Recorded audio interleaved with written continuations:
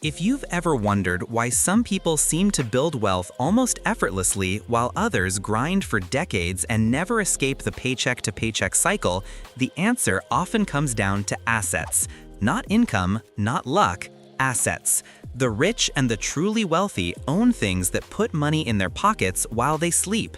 Everyone else rents their lifestyle with wages, debt, and constant consumption. The dividing line between financial struggle and financial freedom is not how much you earn.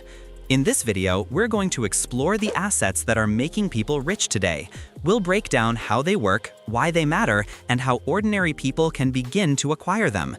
This isn't about speculation or lottery tickets, it's about durable, boring, proven wealth builders, the very things that quietly change lives over time. What makes something an asset? An asset is anything that generates income, appreciates in value, or saves you money in a durable way. It is something that works for you rather than something that demands more from you. A car for commuting is a liability. It costs gas, insurance, and depreciation. A car that earns rideshare income or supports a profitable business is closer to an asset. The difference is not always the object itself, but the role it plays. The wealthy obsess over acquiring assets. The poor and middle class are encouraged. Real estate that cash flows. One of the most powerful and accessible wealth-building assets is real estate, but the key is cash flow, not just speculation on rising prices. A cash-flowing rental property pays for its mortgage, taxes, insurance, and maintenance with money left over each month. That leftover is income you didn't work an extra hour for. Over years, the tenant pays down the loan, equity builds, rents rise with inflation, and the property often appreciates. It's 4 wealth engines in one: cash flow, amortization. The trap is over-leveraging or buying for status. A giant home that stretches your budget is not an asset, it's a liability. A modest multifamily that covers its own expenses is. That distinction is why some homeowners are stressed and others become landlords with freedom. Businesses and equity stakes. The richest people in the world almost all own businesses. Even at smaller scales, equity in a business is a wealth machine. When you own a company, you own cash flow, appreciation, and sometimes intellectual property. A well-run small business in a boring industry, cleaning services, car washes, bookkeeping, HVAC, storage, can produce steady profits, tax advantages, and resale value.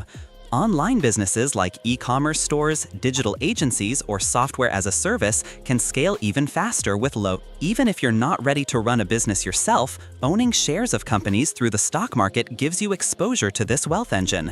Instead of one business, you can own hundreds through index funds. Every paycheck can buy slivers of the global economy. Over decades, those slivers compound into meaningful wealth. Stocks and index funds. Stocks are one of the simplest and most proven assets that make people rich. When you buy stock, you own a piece of a company.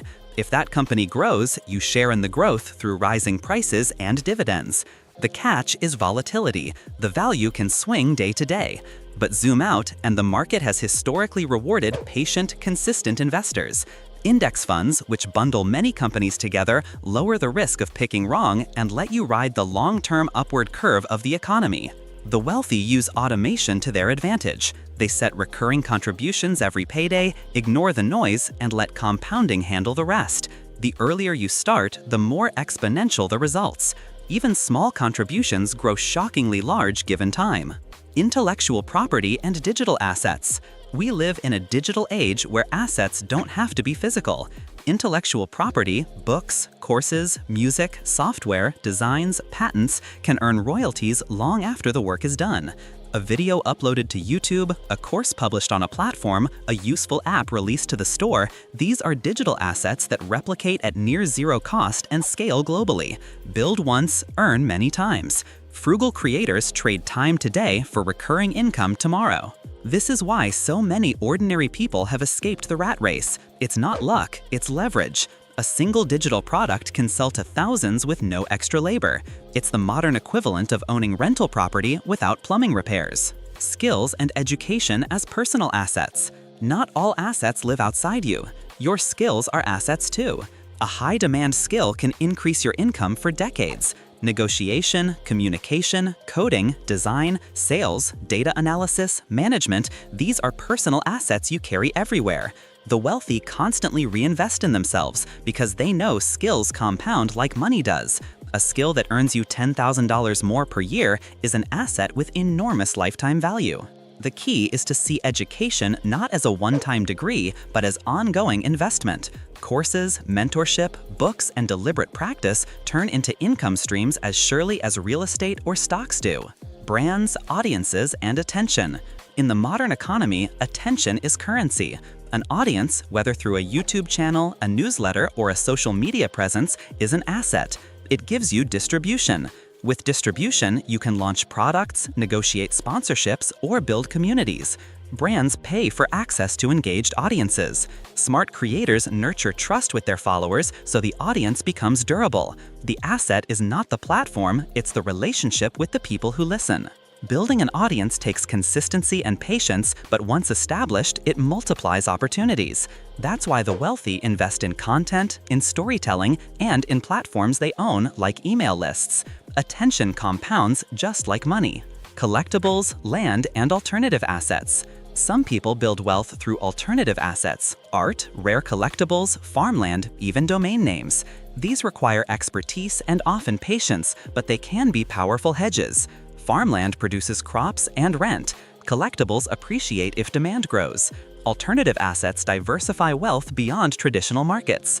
The danger is speculation without knowledge, so the frugal approach is to start small, learn deeply, and avoid betting money you can't afford to lose. The difference between consumer goods and assets. The line between staying broke and getting rich is how often you choose assets over consumption. A new phone bought on impulse is consumption. The same phone used to film content that earns money is an asset. A home that drains every paycheck is a liability. A rental that pays you monthly is an asset. The mindset shift is to always ask, does this purchase put money in my pocket, take money out, or save me money long term? A practical plan to start acquiring assets. Step 1. Stabilize. Build a starter emergency fund so you don't liquidate assets at the worst time. Step 2. Eliminate high-interest debt. It destroys wealth faster than any asset builds it. Step 3. Automate investment in simple, broad index funds.